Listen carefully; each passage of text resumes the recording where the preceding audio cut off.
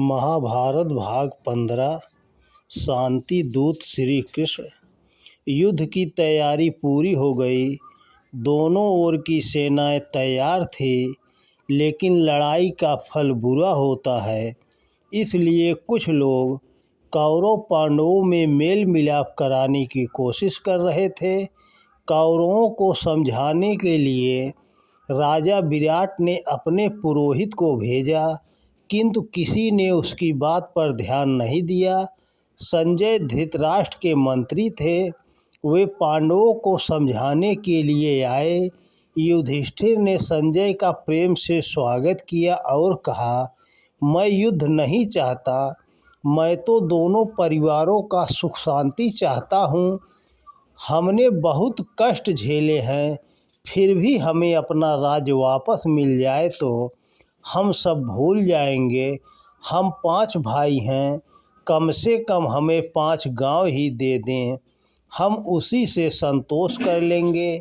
फिर जैसी दुर्योधन की इच्छा, हम शांति के लिए तैयार हैं और युद्ध के लिए भी। संजय ने हस्तिनापुर पहुंचकर दुर्योधन को बहुत समझाया, लेकिन वह कहाँ मानने वाला था। पितामह भीष्म, आचार्य द्रोण, किसी की बात का उस पर प्रभाव नहीं पड़ा। अंत में स्वयं श्री कृष्ण ने एक बार जाकर दुर्योधन को समझाने का निश्चय किया। वे शांति दूत बनकर हस्तिनापुर गए। दुर्योधन ने उनके स्वागत की खूब तैयारी कराई। वह सोचता था कि इस स्वागत सत्कार से श्री कृष्ण खुश होकर उसकी ओर मिल जाएंगे। उसने भोजन के लिए सुंदर व्यंजन बनवाए थे, विश्राम के लिए अच्छा प्रबंध किया था। श्री कृष्ण दुर्योधन की सभा में पहुँचे। सभी ने उठकर उनका स्वागत किया, बैठने के लिए उच्च स्थान दिया। श्री कृष्ण ने कौरवों को शांति के लिए समझाया। धृतराष्ट्र से उन्होंने कहा, पांडवों ने शर्त पूरी कर दी है। उन्होंने वनवास के 12 वर्ष भी काट लिए हैं। उन्होंने अज्ञातवास का साल भी पूरा कर लिया है।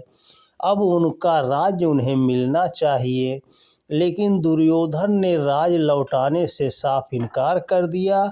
उसने कहा, पांडवों को आधा राज्य मिला था, किंतु वे चौपड़ खेलने आए, फिर स्वयं ही उसे गंवा बैठे।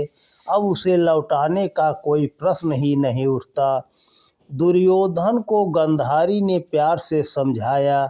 धृतराष्ट्र ने भी उसे समझाते हुए कहा, बेटे, लड़ाई ठीक नहीं है, सुलह कर लो। पांडव सिर्फ 5 गांव पाकर ही संतुष्ट हो जाएंगे, उसे देकर उनसे संधि कर लो। पिता की बात दुर्योधन को बहुत बुरी लगा।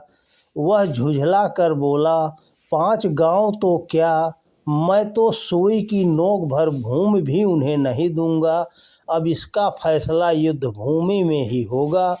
इतना कहकर दुर्योधन सभा से बाहर चला गया। उसके भाई भी पीछे पीछे उठकर चले गए। दुर्योधन युद्ध ही चाहता है तो अब वही होगा। इतना कहकर श्री कृष्ण हस्तिनापुर से लौट आए। अब युद्ध होना निश्चित हो गया। दोस्तों नमस्कार, जय श्री कृष्णा, राधे राधे।